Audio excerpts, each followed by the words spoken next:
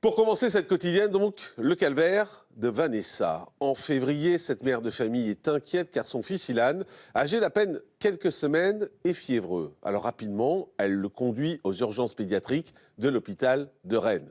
Mais si le bébé guérit vite, un détail interpelle les médecins. Son périmètre crânien est au-dessus de la normale. Le bébé est donc hospitalisé pendant plusieurs jours. Il est soumis à une batterie d'examens. Et quand les résultats tombent, c'est le choc. Ilan serait en fait victime du syndrome du bébé secoué. Pour Vanessa, sa maman, c'est impossible. Elle a toujours veillé sur son fils et ne l'a jamais quitté depuis sa naissance. Pourtant, les choses vont s'enchaîner très vite. L'hôpital décide de faire un signalement au procureur de la République de Rennes et une enquête est ouverte. Le domicile familial est alors fouillé et les téléphones sont confisqués. Pire encore, le petit Ilan est placé dans un foyer et ses parents sont entendus en garde à vue. C'est alors le début d'un long combat pour cette jeune maman qui va se battre corps et âme pour prouver son innocence. Avant de recevoir Vanessa en direct sur notre plateau, retour sur cette erreur de diagnostic qui l'a brutalement séparée de son bébé. Nous sommes à Maxent, un petit village de Bretagne. C'est ici que vit Vanessa, une préparatrice en pharmacie de 28 ans. En plus de son métier, la jeune femme est aussi une maman comblée, puisqu'elle a 2 enfants. Ethan, 5 ans, et Ilan, le petit dernier, âgé de seulement 6 semaines. Mais le 16 février 2015, Ilan ne semble pas dans son assiette. Le petit garçon est fiévreux. Vanessa décide donc de le conduire aux urgences pédiatriques de l'hôpital de Rennes. Et à leur arrivée, même si la fièvre a déjà baissé, un détail inquiète le médecin. Son périmètre crânien est au-dessus de la normale. Le bébé est donc hospitalisé plusieurs jours et soumis à une batterie d'examens. Et très vite, le couperet tombe. Il aurait 2 hématomes sous-duraux. À l'annonce de ce diagnostic, Vanessa cherche immédiatement des explications. Quand on a regardé sur Internet à quoi correspondaient les hématomes sous-duraux chez un nourrisson, on est tombé en première page sur le syndrome du bébé secoué. Pour la jeune maman, qui a toujours veillé sur son enfant, c'est un véritable choc. Et pourtant, elle n'est pas au bout de ses peines. Car quelques jours plus tard, le médecin-chef du service la reçoit avec son mari. Et il leur confirme qu'Ilan est bel et bien victime du syndrome du bébé secoué. Mais ce n'est pas tout. Le 20 février, le médecin signale des maltraitances au procureur de la République de Rennes. Le couple est sonné. Une enquête débute alors et leur domicile familial est perquisitionné. Leurs téléphones portables et leurs ordinateurs sont mis sous scellé. Et une semaine après, c'est une nouvelle épreuve. Cette fois, c'est la commission départementale d'aide sociale qui convoque les jeunes parents. Ilan va être placé dans une famille d'accueil. Il avait 2 pyjamas, il avait pas de couche, pas de biberon, pas de lait. Enfin bon, ça a été, on a eu 5 minutes pour lui dire au revoir. Je venais à peine d'accoucher. Ce lien mère-fils qu'il y avait a été coupé en 5 minutes, quoi. Je suis restée 24 heures sur 24 à l'hôpital avec lui. Je ne l'ai jamais quitté. Je ne l'avais jamais quitté du moment où il était sorti de mon ventre à ce moment-là. Et ça a été un véritable coup de poignard, quoi. Quelques jours plus tard, le couple est placé en garde à vue.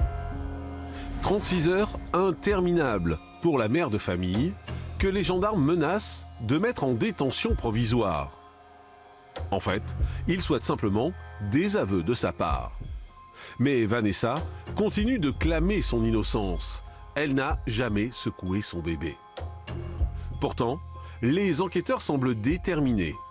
Et coup de théâtre, ils mettent la jeune maman face à un SMS qu'elle a envoyé à une de ses amies. Dans ce texto, elle explique que lorsqu'Ilan a des difficultés à respirer ou à faire son rot, Elle doit le secouer, très légèrement, pour éviter qu'il ne s'étouffe. Et aussi incroyable que cela puisse paraître, ce simple mot, sorti de son contexte, suffit aux enquêteurs. Selon eux, il sonne comme un aveu. Et ils considèrent que Vanessa a donc violemment secoué son bébé. Le 2 mars 2015, les deux parents sont convoqués au tribunal de Rennes. La juge décide alors de placer Vanessa sous contrôle judiciaire.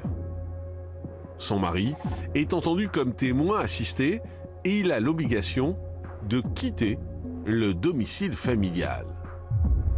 Il a également interdiction d'entrer en contact avec son épouse. C'est un véritable coup de massue pour la jeune femme qui voit ainsi sa famille voler en éclats. Retour en direct sur le plateau de la quotidienne de Crimes et Faits divers. Bonjour Vanessa. Bonjour. Merci d'être en direct avec nous. Vous êtes la maman de ce petit garçon. Et puis bonjour maître Grégoire Étriard. Vous êtes l'avocat de Vanessa. Bonjour.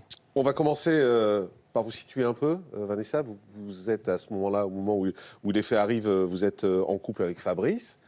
Vous êtes super épanouie, vous êtes très heureuse. Ah bah, complètement. Un couple L'arrivée heureux. d'un bébé, Vous- plein de projets. Alors vous avez un premier enfant que vous avez eu 5 ans plus tôt, c'est ça? Oui, d'une autre union. D'une autre union. Et puis il y a le petit Ilan Voilà, qui arrive. Il arrive le 27 décembre 2014, un jour après terme. Oui, Donc c'est un petit garçon qui pèse 3,65 kg, 52 cm. un beau cadeau de Noël. Un beau cadeau de Noël et vous êtes très heureuse. En revanche, dès les premières nuits, il va sembler avoir quelques problèmes. Oui, dès la première nuit d'ailleurs, quand il était en position allongée, j'avais toujours l'impression qu'il avait des glaires dans le fond de la gorge. Et notre retour à la maison, pareil, on a passé des nuits, on l'a veillé énormément. Les nuits sont très compliquées en fait. Ah oui, très compliqué. Et il pleure beaucoup. Non, il pleure pas. C'est ça qui est étonnant en fait aussi. Ouais, non, il pleure pas. Ah non, c'était un bébé adorable, très calme. C'était nous qui étions inquiets de ses problèmes respiratoires quand il s'allongeait. Le médecin nous disait que c'était des régurgitations, autres. Donc nous, on était plus à son chevet, à le veiller, plutôt que lui, il était adorable, il allait très bien. Donc vous allez avoir plusieurs rendez-vous avec des médecins. Vous en avez un le 20 janvier. Vous rendez au rendez-vous mensuel avec le pédiatre. Vous faites part de vos inquiétudes justement concernant ces problèmes respiratoires. Il vous indique que c'est des reflux gastriques, Voilà. a priori. Et il remarque aussi quand même à ce moment-là que le périmètre crânien de Ilan a augmenté. Elle écrit sur le carnet de santé, attention, périmètre crânien, plus. Voilà. Il est passé de 36 à 39 cm. C'est ça. Ce qui est En assez 3 important semaines. quand même en 3 semaines pour un enfant. Il va être traité quand même pour ses reflux gastriques. Oui, un petit traitement basique. Ça marche pas très bien. Bah non, pas terriblement bien. On change le lait, on essaye plein de solutions, mais non. Donc vous l'amenez aux urgences ensuite. Non, en fait, son papa et son grand frère ont eu un épisode de grippe. Il nous a fait un petit peu de fièvre et je me suis inquiétée. J'ai été voir la pédiatre. Donc il m'a dit il est petit, donc s'il a de la fièvre, venez me voir. Et en fait, quand j'ai été la voir, elle me dit effectivement, il est fiévreux, il avait 38,5. Comme il a moins de 3 mois, vaut mieux aller voir aux urgences, ce qui peut. Voilà. Donc voilà, vous l'amenez aux par urgences sécurité. à ce moment-là. Il va passer toute une série d'examens. À la base, oui, en fait, on va aux urgences, plus de fièvre, puisque je lui avais donné du Doliprane. Et en fait, la pédiatre, à peine arrivée dans la chambre, a été interpellée par la taille de sa tête. C'est vrai que maintenant, quand on regarde les photos, on se rend compte qu'il avait une forte tête. Et c'est de là que tous les examens. Donc on cherche à savoir ce qui se passe. Pourquoi il a une grosse tête, ouais. Et le bilan alors est assez lourd quand même parce que Ilan présente, alors c'est ce qu'on vous dit à ce moment-là, 2 hématomes sous-duraux, un de 5 mm et l'autre de 10 mm. Et là, c'est un choc pour vous. Ah bah complètement. Et enfin, on se pose la question de savoir qu'est-ce qui peut engendrer des saignements à l'intérieur de la tête déjà. Donc on se dit, cancer, tumeur, qu'est-ce qui se passe?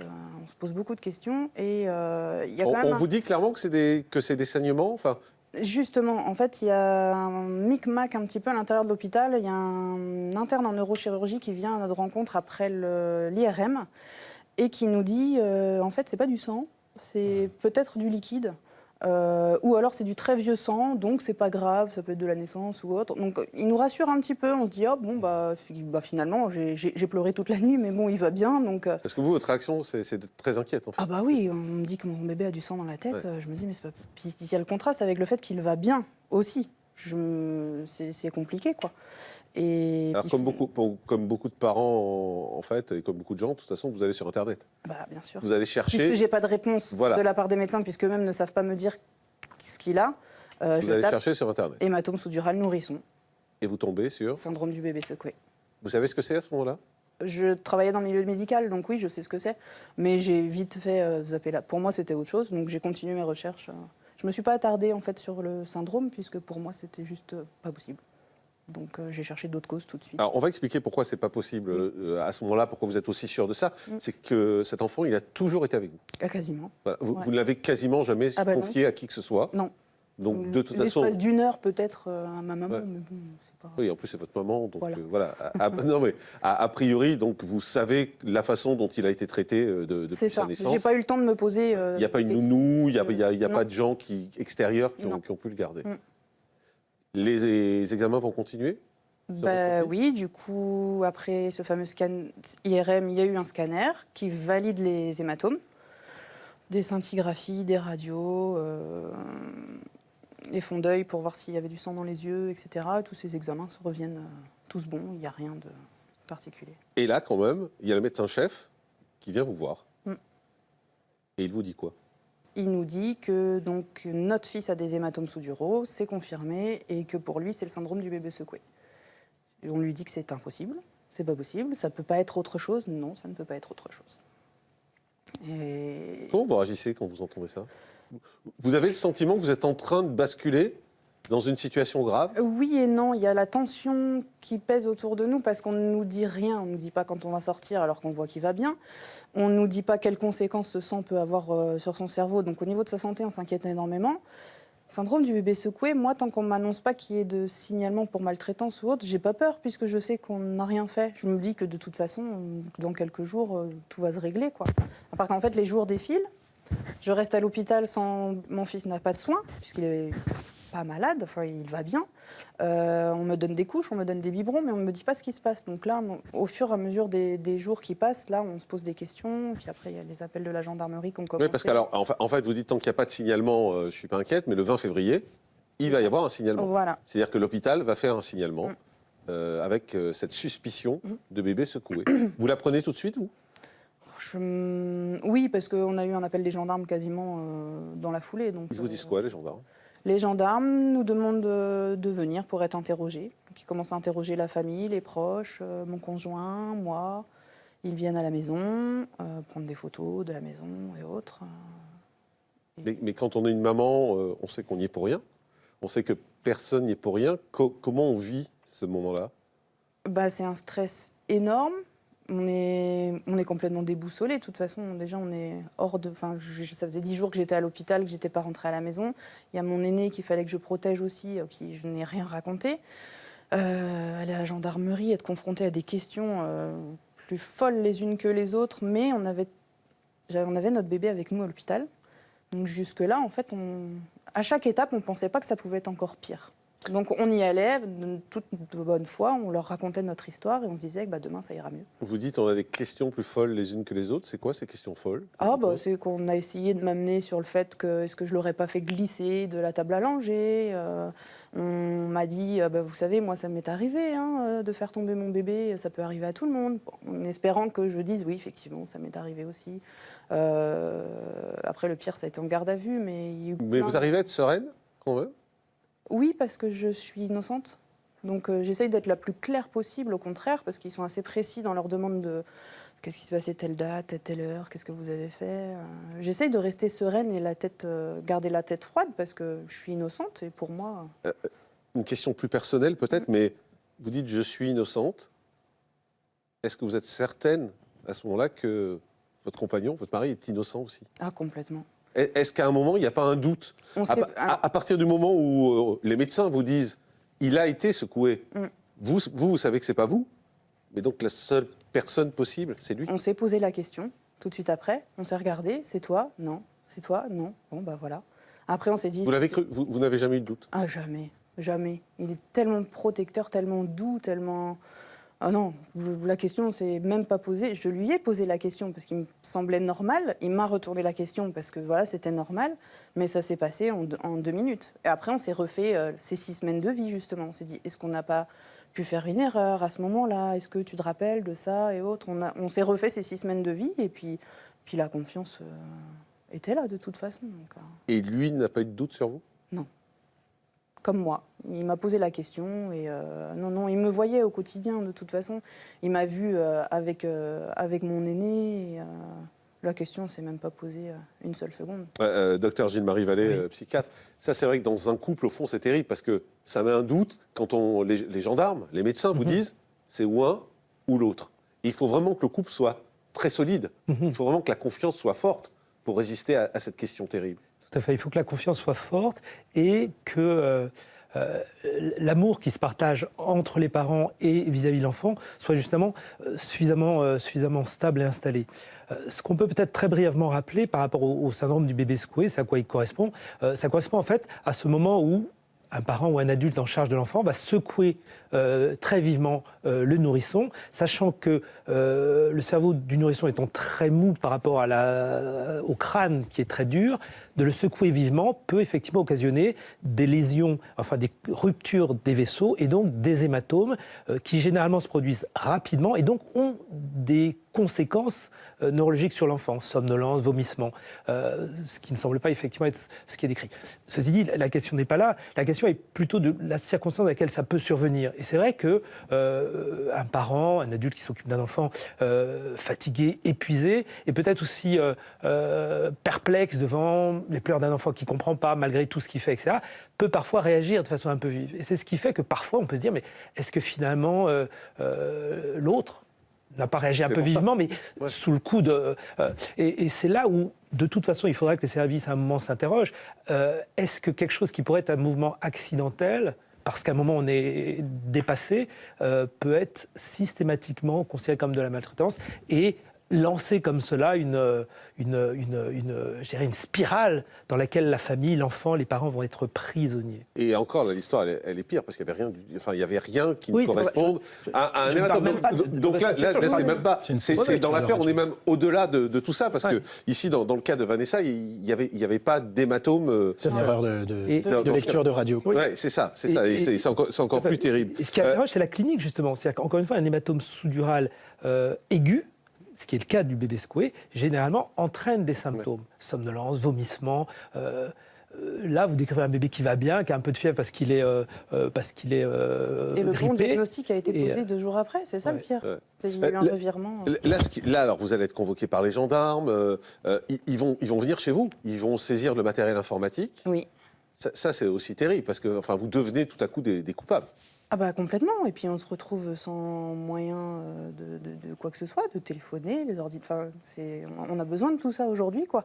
Et on se dit, mais là on commence à être privé de nos libertés petit à petit. Et je vous dis, ça a été une spirale, un enchaînement de mauvaises choses comme ça, et plus ça allait, moins ça allait. Et on se demandait jusqu'où ça pouvait aller, justement. Ce qu'il est important de dire quand même dans ce dossier, dans tous les dossiers du syndrome du bébé secoué, c'est que l'origine de tout cela, c'est que les recommandations de la Haute Autorité de Santé disent que dès lors que l'on voit une forme de saignement intracrânien avec des hémorragies rétiniennes, enfin je ne vais pas passer sur le diagnostic, mais que dès qu'on a cette suspicion dont vous parliez tout à l'heure, c'est une certitude. Au lieu de signaler au service, soit à l'intérieur de l'hôpital ou à l'extérieur, au service judiciaire, qu'on se pose une question, on affirme une maltraitance. Et c'est ça qu'il faut absolument changer. C'est pour cela qu'on arrive à cette erreur, ce type d'erreur. C'est-à-dire qu'une erreur de radiologie peut entraîner tout ce que ça a entraîné. Interdiction de voir son mari, placement de l'enfant, avec ce déroulement qui serait pertinent dans le cadre d'une maltraitance. Bien sûr, personne ne veut que les nourrissons soient maltraités, moi y compris, Vanessa y compris, on est tous d'accord.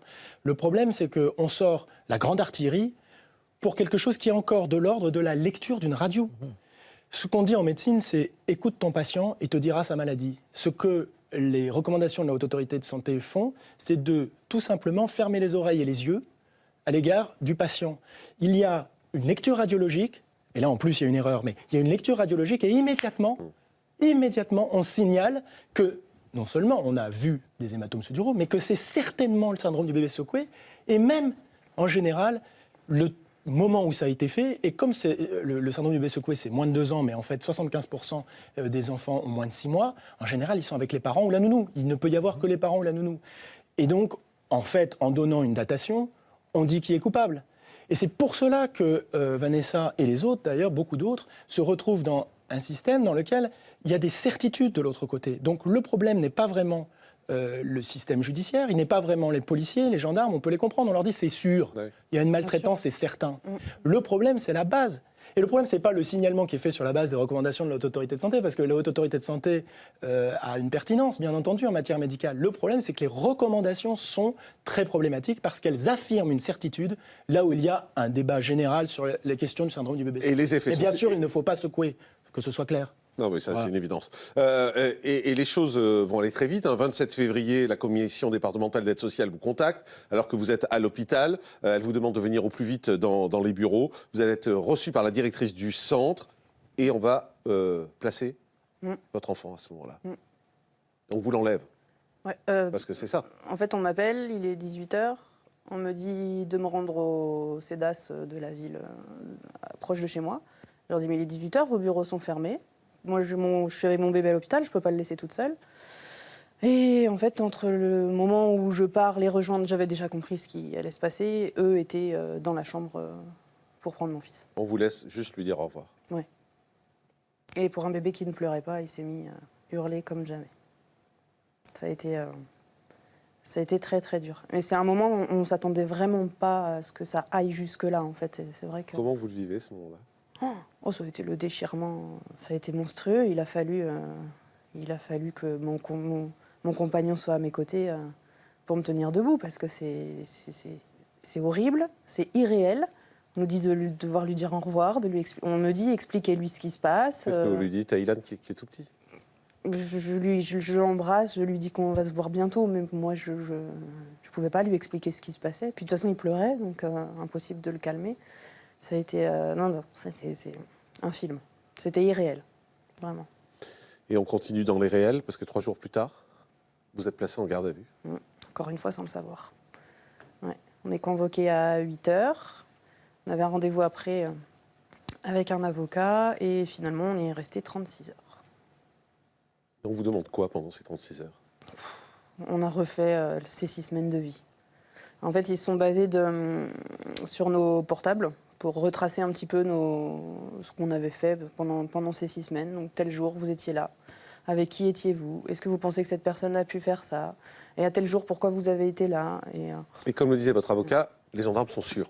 Ah oui. Ils sont sûrs que c'est vous. Ils sont sûrs et la pression est là. Ils essayent de monter mon conjoint contre moi en lui disant de toute façon c'est elle. Il y a une personne qui vient dans le bureau qui me dit de toute façon votre conjoint a avoué, il nous a dit que c'était vous. Ils ont essayé. Vous le croyez? Non, ça marchait pas. Justement. Donc, ils ont essayé de jouer sur un autre tableau, sur le fait que... Enfin, des mensonges sur notre vie personnelle, éventuellement, qu'il avait une relation extra-conjugale. Ah, mais ils vont jusqu'à vous raconter ça? Oui, bien sûr, complètement. C'est légal, ça, maître? Je n'avais pas C'est d'avocat à la à ce limite. moment-là. Mais je pense qu'il faut se mettre à la place. Il faut se mettre à la place des forces de l'ordre. Ouais. Ils traitent le problème. Elles ne sont en général pas formées sur les sujets du syndrome du bébé secoué. Ils reçoivent de la part des médecins des signalements ou des affirmations sur la base des recommandations de la Haute Autorité de Santé. Ils disent, regardez, ça a été étudié, Ouais, c'est ça. sachez que la Haute Autorité de Santé française a émis la certitude quand on regarde. Non, mais je comprends bien, mais est-ce qu'ils la, ont... la Haute Autorité de Santé Ouais, non, mais- suédoise dit que c'est pas possible. Donc, il y a quand même- Ma question, c'est les gendarmes ont le droit, dans une garde à vue, de dire votre mari a une maîtresse, votre mari a avoué. C'est Ce qu'il y a de certain, c'est que eux sont absolument certains, puisqu'ils ont les médecins qui leur disent, ils ne sont pas formés, ils sont absolument certains que c'est elle. Donc ils se disent quand même, elle va pas s'en sortir. Et ça, c'est pour cela que le système judiciaire est complètement pris en otage par les recommandations de la Haute Autorité de Santé qui affirment ces certitudes qui, en fait, ne reflètent pas l'état de la science. Les gendarmes vont quand même également vous menacer. Vous menacez également d'être placé en détention, Ah oui. si vous n'avouez pas. En fait, avant de me remettre en cellule la première nuit, ils m'ont dit qu'il fallait que je réfléchisse, que dans tous les cas, le lendemain, j'allais en détention. Et puis il y a ce fameux SMS dont on parlait dans le reportage tout à l'heure, ce fameux SMS dans lequel vous dites qu'Ilan a des difficultés à respirer ou à faire son rot et que vous devez le secouer pour éviter qu'il ne s'étouffe. Et à partir de ce mot secouer, Ah, voilà. secouer, bébé secoué, Ah oui. donc c'est un aveu. J'ai essayé de leur expliquer. Parce que déjà, je ne me rappelais pas de ce SMS. Je leur ai demandé, parce que moi, ils m'ont sorti le SMS hors contexte, je leur ai demandé de lire la conversation entière. Parce que je ne m'en rappelais pas. Et qu'en fait, quand je lis la conversation, effectivement, je parlais à une copine de mon inquiétude par rapport à ses régurgitations et autres. Il avait souvent de sa respiration qui se coupait. Et c'est vrai que je leur ai dit aux gendarmes, j'ai dit, mais quel terme vouliez-vous que j'emploie? Secouiller, gigoter? Je parle comme je pense, en fait, je réfléchis pas. Et dans ce SMS, c'est l'inquiétude d'une maman. Secouer, ça veut dire quoi dans votre terme? Vous lui faites quoi à l'enfant? Oh, rien, il était juste allongé dans son transat et je le ramenais vers moi et je lui tapotais un peu le dos, en fait. C'était secouiller, mais bon, quand on écrit un SMS, on se pose pas trop de questions. Et en fait, tout a tourné autour de ce mot-là. Ce que je veux dire, c'est qu'à un moment donné, vous le secouez pas comme ça en vous disant je l'ai peut-être fait trop fort. Ah non, non, non. C'est ça. Je me suis posé la question, effectivement. C'est pour ça. Mais à refaire, mon conjoint était souvent là, ma belle-mère l'a vu aussi, et c'est vrai que tout le monde m'a dit, mais non, en fait, tu le ramenais vite à toi, mais ça n'a rien à voir avec des secouements. Vous allez être placé sous contrôle judiciaire, avec obligation de rendez-vous mensuel, suivi psychologique. Votre mari, lui, est placé en témoin assisté. Là, si je ne m'abuse, maître, ça veut dire qu'il pense que c'est Vanessa. Oui, parce que le témoin assisté, il n'y a pas d'interdiction du côté du témoin assisté, c'est Vanessa. Donc ça veut dire qu'entre le mari, entre votre compagnon et vous, il pense que c'est vous. Mais parce que là encore, je suis désolé de parler de ça, mais c'est vraiment le problème, les recommandations de la Haute Autorité de Santé disent c'est à une date précise. C'est forcément la dernière personne qui était avec l'enfant au moment de l'épisode neurologique. Là, en l'occurrence, ils ont pris la dernière personne qui était avec l'enfant au moment où il était amené à l'hôpital, c'est la mère. Donc c'est forcément la mère. C'est totalement caricatural, et ça n'est pas vrai sur le plan scientifique, mais une fois que c'est affirmé par des documents de l'hôpital, si vous voulez, les forces de l'ordre ne sont pas là pour aller faire eux-mêmes les investigations médicales. Il a fallu, on en parlera plus tard, qu'effectivement on les fasse nous-mêmes pour pouvoir essayer d'expliquer qu'en réalité, le syndrome du bébé secoué, c'est beaucoup plus compliqué que ça. Et donc Ilan n'est pas avec vous, il est placé, il va être confié après à votre famille, mais pas à vous. Non. Et vous avez le droit de le voir? Au début, une fois par semaine. Après, les droits s'élargissent, toujours en présence de ma belle-mère. Et vous vivez comment, ce moment-là? Ce jour-là, ça a été monstrueux. Parce qu'en fait, le jour où il est rentré avec son papa chez sa mamie, mon aîné, ma maman, tout le monde est parti là-bas pour retrouver le petit, ce qui était normal. Moi, je me suis retrouvée toute seule. Ça a été un moment de folie. J'ai craqué.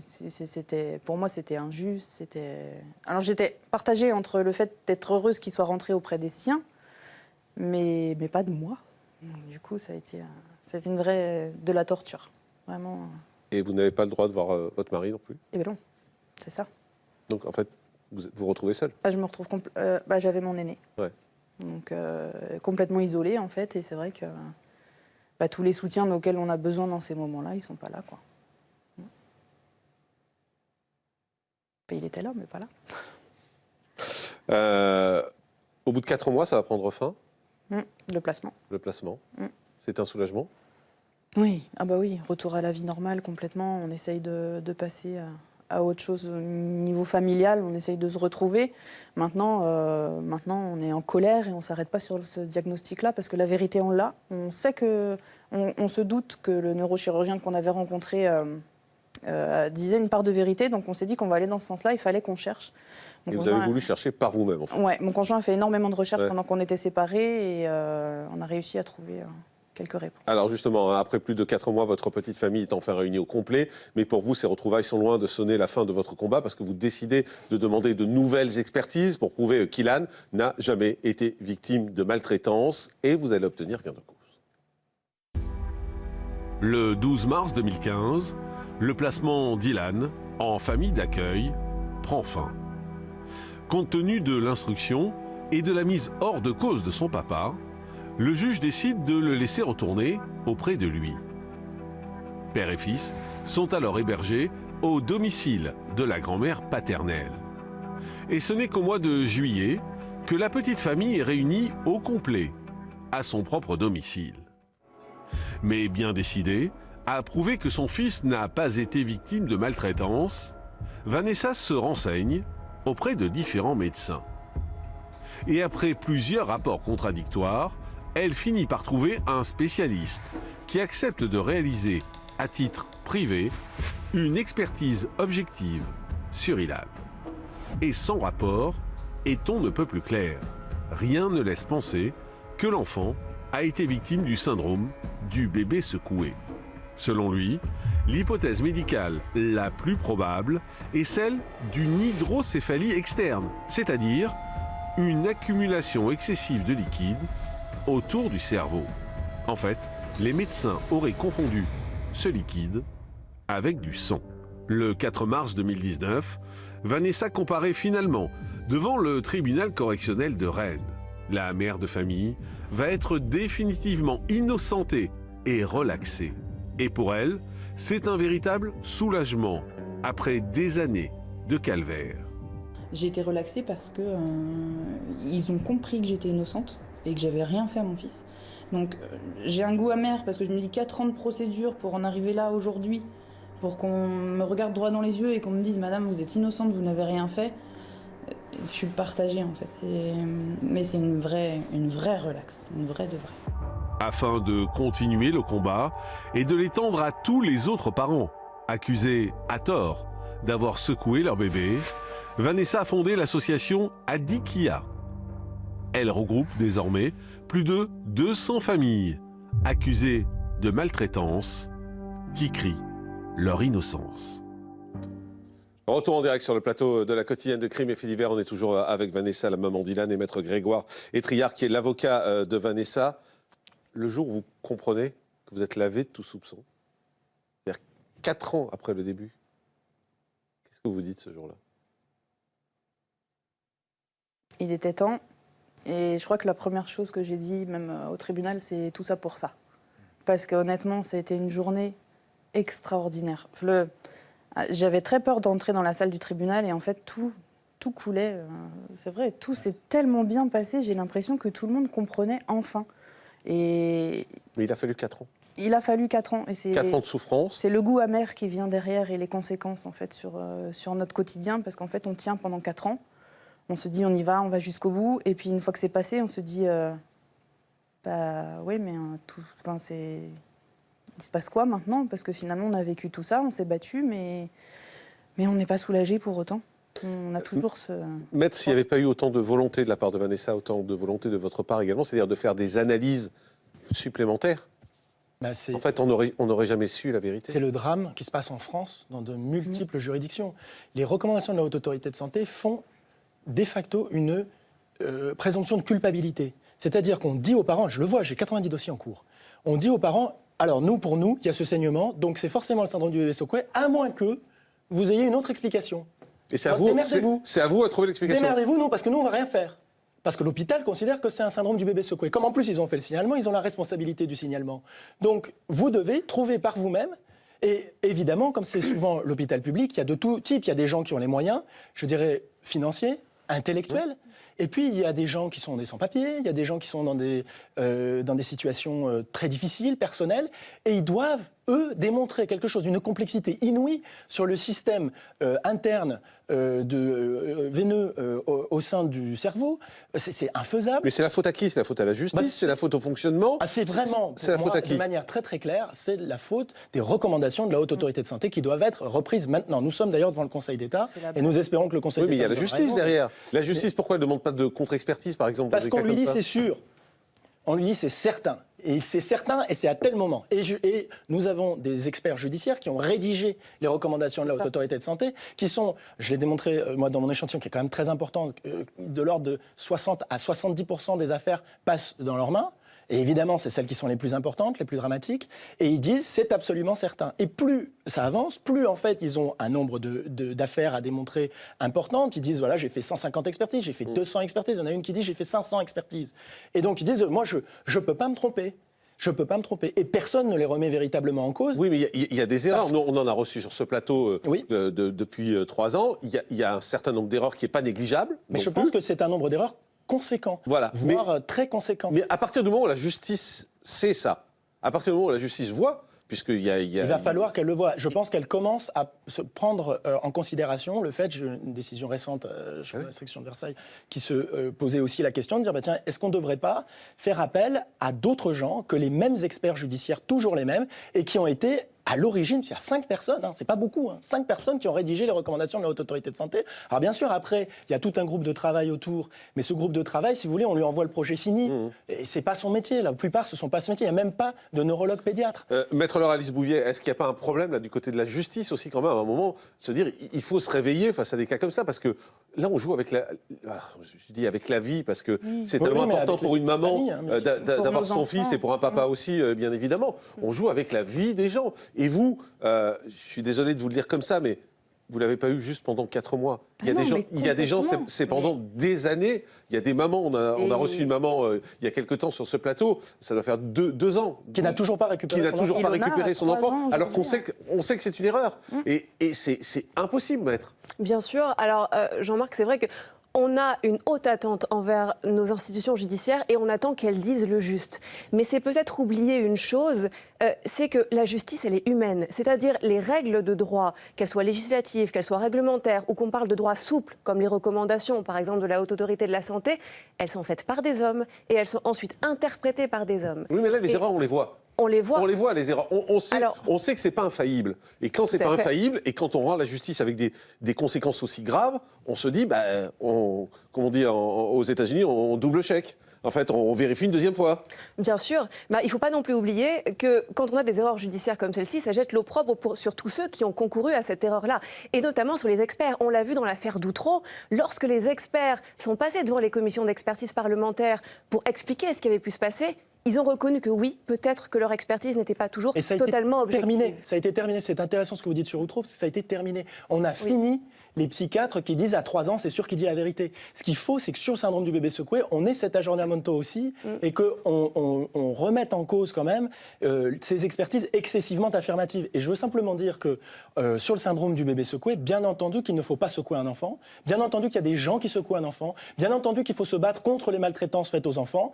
Et on nous a caricaturé, nous, sur le sujet aussi bien Adikia que moi à titre personnel, comme si vous voulez, on était pour la maltraitance, qu'on n'en avait rien à faire ou quoi que ce soit. Il y a une nouvelle association qui a été créée, à mon avis, par la Haute Autorité de Santé, qui s'appelle Stop Bébé Secoué, qui dit aussi que finalement, il y a des erreurs, mais c'est humain. Mais c'est pas possible, si vous voulez. On peut pas accepter qu'il y ait autant d'erreurs et qu'on ne se remette pas autour d'une table en disant tiens, est-ce qu'on ne s'est pas trompé ou est-ce qu'on n'a pas été excessif dans les affirmations qui figurent dans les recommandations de la Haute Autorité de Santé. Et c'est vraiment ça qui Parce que l'idée n'est pas d'arrêter le contrôle, bien évidemment. Pas du tout, ni les signalements. Exactement, l'idée c'est de vérifier une deuxième fois, au moins, au minimum. Pas faire des signalements qui disent que c'est certain. C'est pas vrai, en fait. On a une suspicion, mais c'est pas certain. Maître, la justice, en fait, là, elle a besoin aussi de se remettre un peu en question. Oui, tout à fait. Et il ne faut pas hésiter. Je crois que vous nous avez expliqué que vous allez engager des poursuites également contre la Haute Autorité de la Santé, peut-être contre le CHU également. Je ne sais pas si vous engagez également sa responsabilité. Mais bien évidemment, il s'agit de faire modifier ces recommandations. Et d'ailleurs, des recommandations de la Haute Autorité de la Santé, par exemple sur le diabète de type 2, ont été abrogées. Donc c'est possible aujourd'hui de le faire. Il faut que ces erreurs soient reconnues au niveau de l'hôpital. La justice a reconnu mon innocence. Maintenant, il faut que l'hôpital reconnaisse son erreur. Et ça veut dire qu'aujourd'hui, le combat est toujours pas fini. Mais non, puis ils le reconnaissent pas. En fait, pour eux. Moi, un de vos confrères, quand j'ai dit on va engager vis-à-vis de l'hôpital, du CHU, on va leur demander de reconnaître ses erreurs, m'a dit mais vous vous rendez compte, évidemment, ça va leur coûter de l'argent, donc c'est normal qu'ils reconnaissent pas les erreurs. Mais attendez, moi, avocat, vous, journaliste, tout le monde reconnaît ses erreurs. C'est hallucinant de dire mais oui, mais ça va leur coûter de l'argent. C'est pas le sujet d'argent. Nous, en plus, on sait pas du tout ce qu'on cherche. On cherche justement, et c'est d'ailleurs on se comprend pas.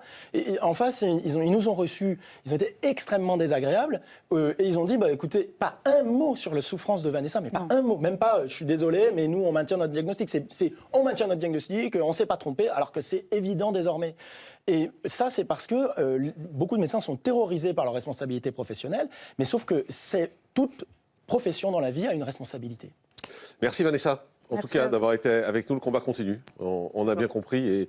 Et merci, Maître Grégoire Etriard. Également, vous aussi, vous continuez le combat. Et c'est un long combat. 90 familles. 90 familles. Et j'ai une amie qui est aujourd'hui en cour d'assises, qui est innocente. Et je voulais juste lui rendre un petit hommage. Et j'espère qu'on la reverra très vite. Merci à tous les deux d'avoir été en direct avec nous sur ce plateau. Donc,